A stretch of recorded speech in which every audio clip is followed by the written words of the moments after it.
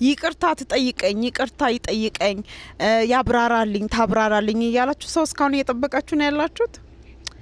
ባታገኙትስ ቆይ ያን ይቅርታ ያ ሰው ቢሞትስ ይቅርታ ሳይጠይቃችሁ ቢሞትስ ወይ ብትሞትስ ከየት ታመጡታላችሁ እስቲ?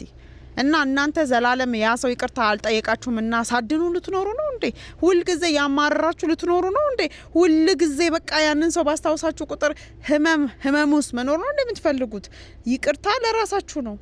ይቅርታ ያ ሰው ጠየቃችሁ አልጠየቃችሁ it doesn't matter sometimes it doesn't matter ይሞታል የሰው ልጅ አይጠይቃችሁም። በህይወት እንኳን ኖሮ አይጠይቃችሁም።